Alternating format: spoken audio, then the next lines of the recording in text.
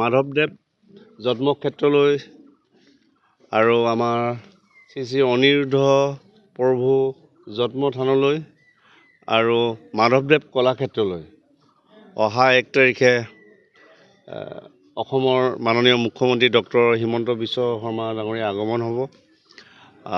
তেখেতে তিনিওটা থানলৈ আহি তেখেতে পৰিদৰ্শন কৰিব, ভকত বৈষ্ণৱৰ সৈতে মিলিত হ'ব আৰু সেইলৈ আমি আজি এই জন্মক্ষেত্ৰত 2 ভাগ থানৰ পৰিচালনা সমিতিৰ লগত ইতিমধ্যে আলোচনাত মিলিত হ'লোঁ আৰু মাননীয় মুখ্যমন্ত্ৰী ডক্টৰ হিমন্ত বিশ্ব শৰ্মা ডাঙৰীয়া প্ৰথম আহি আমাৰ মাধৱদেৱ জন্মক্ষেত্ৰ এই লেটেকু পুখুৰীলৈ অহাৰ কাৰ্যসূচী ৰাখিছে।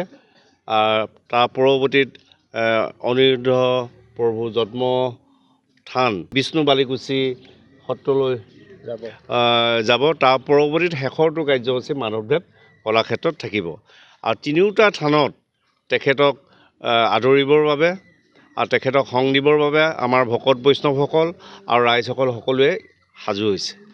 গতিকে আমি এই চেগতে মাননীয় মুখ্যমন্ত্ৰীয়ে তেখেতে আমাৰ সমষ্টিলৈ অহাৰ 3টা থানৰ যি ভ্ৰমণসূচী দিছে তাৰ বাবে আমি অতিশয় আনন্দিত। তাৰ বাবে তেখেতক আমি ধন্যবাদ জনাইছোঁ।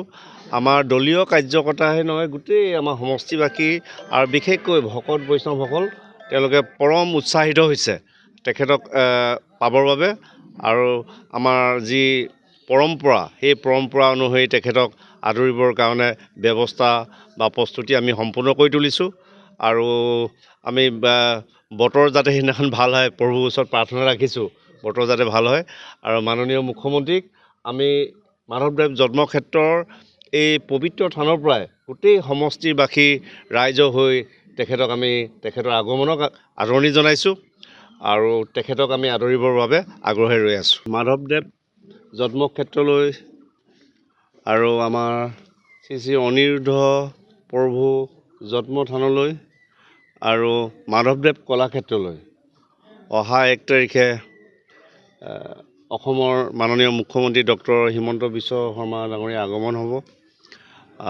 তেখেতে তিনিওটা থানলৈ আহি তেখেতে পৰিদৰ্শন কৰিব, ভকত বৈষ্ণৱৰ সৈতে মিলিত হ'ব আৰু সেইলৈ আমি আজি এই জন্মক্ষেত্ৰত 2 ভাগ থানৰ পৰিচালনা সমিতিৰ লগত ইতিমধ্যে আলোচনাত মিলিত হ'লোঁ আৰু মাননীয় মুখ্যমন্ত্ৰী ডক্টৰ হিমন্ত বিশ্ব শৰ্মা ডাঙৰীয়া প্ৰথম আহি আমাৰ মাধৱদেৱ জন্মক্ষেত্ৰ এই লেটেকু পুখুৰীলৈ অহাৰ কাৰ্যসূচী ৰাখিছে।